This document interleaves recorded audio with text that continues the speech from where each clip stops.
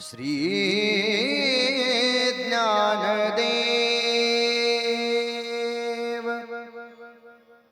मृत्यू पश्चात सुद्धा लेकरावरती त्या ठिकाणी प्रेम करणारा तो बाप असतो महाराज. आपण जिंकत यावं म्हणून हरत येणारा जर कोण असेल तर तो घरातील बाप आहे महाराज. देहू तुला उदाहरण आहे माझ्या तुकोबरायांचं महाराज. वेळ झालेला आहे परंतु संतांचं जर एखादा दृष्टांत एखादा सिद्धांत जरी आपल्या जीवनामध्ये कुठंतरी कारणी लावता आला तर मला वाटतं 12 वाजले काय 12:30 वाजले तरी काय तुम्ही घड्याळाकडे पाहू नका माऊली. जर तुम्ही भर सभेमध्ये कधी जाता एखाद्या सभेमध्ये 5-10-15 मिनिटं जर एखादा नेता उशिरा आला किंवा एखादा कार्यक्रम उशिरा चालू झाला तर आपण त्या ठिकाणी शांत बसतो माऊली. हे व्यासपीठ सर्वसामान्य व्यासपीठ नाही. या ठिकाणी संसारातील एखाद्या व्यक्तीचं जरी जीवन सुधारलं तर हे कीर्तन सार्थकी लागल्यासारखं आहे. माझ्या देहूचे तुकोबराय तुकोबरायांनी वैकुंठ गमन केलं महाराज. जे तुकोबराय म्हणतात जाळून संसार बैसवले अंगणी. जे म्हणतात की हा संसार माझ्यासाठी नाही मी हा सोडून दिलाय म्हटले मला त्याच्यामध्ये रस नाही. परंतु असे तुकोबराने ज्यावेळेस वैकुंठ गमन केलं आणि त्यांच्या कन्या कोण भागीरथी महाराज येलवडी त्यांचं गाव. काही दिवसानंतर न कळतं माझा बाप या ठिकाणी राहिला नाही वैकुंठ गमन केलं आहे. कोणत्या लेकीला वाटतं हो महाराज बापाची गेलेली बातमी 4-5 दिवसांनी कळावी, बापाला जाताना पाहू नये, शेवटचं अंतिम दर्शन सुद्धा घेऊ नये, अशी कोणती लेक असावी महाराज. अरे लेकीसारखं प्रेम ह्या बापावरती कोणी करू शकत नाही, कोणीच करू शकत नाही. ज्यावेळेस लग्न होऊन दुसऱ्याच्या घरी जाते ना महाराज आईच्या फोनवर फोन करते ही मुलगी. आईच्या फोनवर फोन करते आणि विचारपूस कोणाची करते हो माझा बाप कसा आहे. माझ्या बापाला जास्त बोलत नको जाऊ बर का. तो आतापर्यंत आपल्यासाठी कधीच कमी पडला नाही. चुकत असेल त्याचं पण नसन समजून घेत पण काहीतरी टेन्शन असेल तू बोलत नको जाऊ बर का. गाय ती लेक असते महाराज घराला सावरते ना ती लेक असते. पण आज दुर्दैव असं आपल्या भारताचं की आम्हाला मुलगाच पाहिजे महाराज, वंशाचा दिवाच पाहिजे, लेक नको महाराज. पण त्या लेकीसाठी सुद्धा झटत राहणारा शेवटच्या क्षणी सुद्धा तिचा लाड पुरवणारा गरीबातला गरीब बाप असू द्या महाराज. लेकीवरती तेवढाच नितांत प्रेम करतो. भगीरथीला त्या ठिकाणी समजलं माझे तुकोबराय गेलेले आहेत. 10 मोकलून त्या ठिकाणी धावा करू लागलेली आहेत. बाबा गेले कोण्या गावा भागीरथी करी धावा महाराज. अन्न पाण्याचा त्याग त्या ठिकाणी भागीरथीने केलेला आहे महाराज. जोपर्यंत माझे बाबा येत नाहीत काय चुकलं माझं, काय चुकी होती, काय एवढं पाप झालं की जाताना माझा निरोप सुद्धा घ्यावा असा वाटला नाही. त्यावेळेस अन्न पाण्याचा त्याग केला महाराज. त्यांची इतकी दुर्दशा व्हायला लागली. आता संत म्हणजे फार दुसरे तिसरे कोणी नाही बर का. देव ते संत निमित्त त्या प्रतिमा. तुकोबरांना कळून आलं महाराज. परंतु गेलेले तुकोबराय वैकुंठाला हे मृत्यू लोकांमध्ये येतात आणि भागीरथीचा तो धावा ऐकून साक्षात भागीरथीच्या घरी आल्यानंतर वडिलांना समोर पाहता क्षणी कडकडून मिठी मारली महाराज आणि 10 मोकलून रडायला लागल्या. बाबा कुठं गेले मला न सांगता. अरे शेजाऱ्या पाजाऱ्यांनी दुसऱ्या गावातल्यांनी मला सांगावं तुझा बाप गेला वैकुंठ गमन केलं म्हणले. पण माझं काय चुकलं हो बाबा. तुमच्यासारखाच भजनाचा मला छंद आहे. मी सुद्धा पांडुरंगाला बसते, मी सुद्धा पांडुरंगाची भक्त आहे. एका भक्ताची तरी भेट घेऊन जायची की हो बाबा.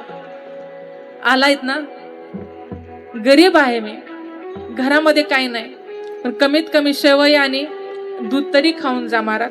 लेक तिच्या घरची परिस्थिती बापापासून लपवून ठेवत असते महाराज. फक्त सुखाच्या गोष्टी सांगते बर का. पण आता कुठल्या तोंडाने सांगावं. शेवई आहे पण दूध नाही.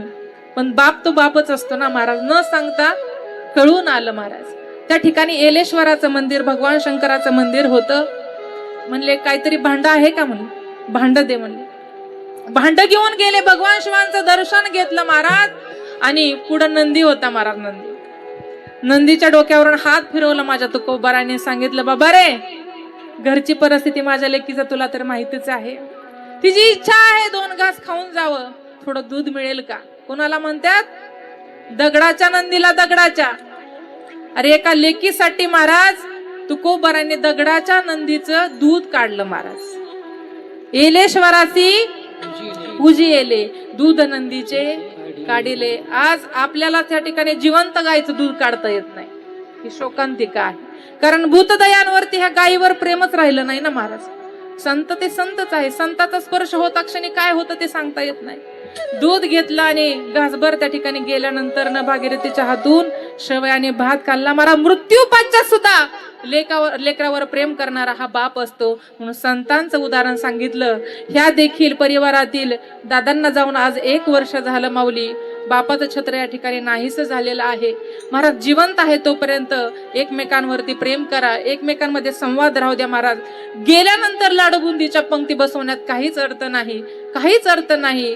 अरे खरं सांगू का, हा महाराष्ट्र, ही भारतभूमी जेवढी चांगली आहे ना तेवढी वाईट आहे. महाराज जिवंतपणे वाटलं ना, आपण हक्काने बोललो ना की अरे मला प्रेम दे ना, अरे 2 प्रेमाच्या गोष्टी बोल रे, पण आपण बोलत नाही. महाराज गेल्यानंतर ना तो स्मशानभूमीमध्ये पोहोचतोय ना पोहोचतोय तो पण त्याचा स्टेटस ठेवतो, मिस यू ठेवतो की नाही सांगा, किंवा भावपूर्ण श्रद्धांजली. काय तो गेलाच ना महाराज, त्याला मिस यू म्हणून तो येऊ शकत नाही ना. अरे जिवंत आहे तोपर्यंत विथ यू म्हणा महाराज. महाराज प्रेम मिळाल्याशिवाय, त्याच्या चेहऱ्यावर आनंद मिळाल्याशिवाय राहणार नाही महाराज. कारण एकनाथ महाराज एका अभंगामध्ये गोड वर्णन करतात, प्रेम सुख देई प्रेमाविन नाही समाधान. म्हणून ते प्रेम द्यायला शिका. आपल्याला हिताच्या ठिकाणी जाग करणारे संत मायबाप आहेत. म्हणून जड जीवाला हिताच्या ठिकाणी जाग करण्याचं काम तुकोबाराने एका अभंगाच्या माध्यमातून त्या ठिकाणी केलेलं आहे की जड जीवाला तरुण जायचं असेल हा भवसागर तर एकच करा. मी तुम्हाला सांगतो अभंगाचं प्रथम चरण. सांगतो तुम्हासी भजारे विठ्ठला नाही तरी गेला जन्म वाया. जन्माला येऊन जर विठ्ठलाचं भजन नाही केलं, विठ्ठलाला भजले नाही तर हा जन्म त्या ठिकाणी वाया जायला माऊली. म्हणून जन्म वाया जाण्याच्या अगोदर आपण विठ्ठलाचं काय केलं पाहिजे, भजन केलं पाहिजे. हा नरदेह किती सुंदर आणि किती अमूलाग्र आहे. महाराज एक छोटासा दृष्टांत तुम्हाला सांगेल. आपला या ठिकाणी वेळ झालेला आहे. थोड्याशा वेळाप्रमाणे फुलं वाटप होईल. आता फुलं वाटताय ना, आहेत का फुलं? हा, तर शांततेमध्ये सर्वांनी फुलं घ्या, पण इकडे लक्ष द्या. मग एक बाबा होते महाराज. बाबांचं 80-90 वय असावं यदा कदाचित, आणि बाबांचं हृदयाचं ऑपरेशन जवळ आलं. आता माणूस थकलेला असल्यानंतर काही पण व्याधी त्या ठिकाणी जडले असतात. कष्टाचं म्हणतात ना, पहिल्यापासून कष्ट चाललेलं असतं, पण ज्यावेळेस सुखाने खायचे 2 घास त्यावेळेस दवाखाना पाठीमागं लागतो. म्हणून जे आयुष्य आहे, जे जीवन आहे त्या ठिकाणी सुखाने जगलं पाहिजे. हृदयाचं ऑपरेशन त्यांचं होतं. हॉस्पिटलमध्ये नेलं आणि नेल्यानंतर ना माऊली सुंदर असं निश्चिंतपणे देवावर घालू तयावरी भार याप्रमाणे बाबांचं त्या ठिकाणी ऑपरेशन झालं. ऑपरेशन झाल्यानंतर ना एक साधी रूम असते त्या ठिकाणी त्याला शिफ्ट केलं. शिफ्ट केल्यानंतर ना डॉक्टर साहेब त्यांची भेट घ्यायला आली की बाबा कसं वाटतंय तुम्हाला, बरं वाटतंय का बाबा? बाबा रडायला लागले. अहो काय झालं? कारण हृदय असतं महाराज, ते काय कुठले म्हणजे मुख्य गोष्ट आहे, काय दुखतंय का? डॉक्टरला सुद्धा चिंता वाटायला लागली. म्हणले काय दुखत नाही बाबा. मग काय झालं? पैसे जास्त घेतले म्हणून रडताय का तुम्ही? तुमच्या मुलाकडून रडताय का? 1-2 लाख रुपये कमी करो का? दृष्टांतातले डॉक्टर फक्त कमी करतात बरं का. तर तुम्ही जाताना प्रत्यक्षामध्ये ताईंनी सांगितलं कमी केले, तसं काय नाही. त्यामुळे रडताय का? अरे नाही रे बाबा, हे जे कमवलं ते सगळं लेकरांसाठी माझ्यासाठीच आहे ना. म्हणले आता मग रडताय कशासाठी ते तरी सांगा की. म्हणले का माझा बीपी वाढवताय? म्हणले काय नाही बाबा, माझं ऑपरेशन किती वेळ चाललं रे?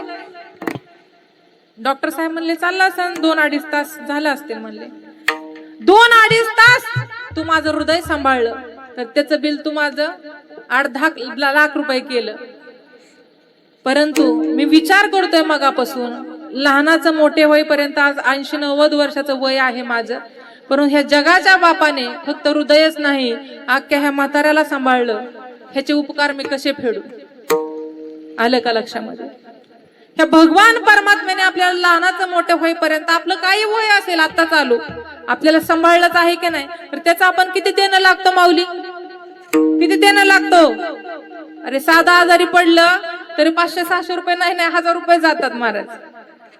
हृदयाचं ऑपरेशन तर लांबच राहू द्या. पण बाबांना त्या शेवटच्या क्षणी कळालं की 2 तासाचा वेळ जर आपण डॉक्टर समोर त्या ठिकाणी थांबलो तर एवढं लाख रुपये बिल होतं.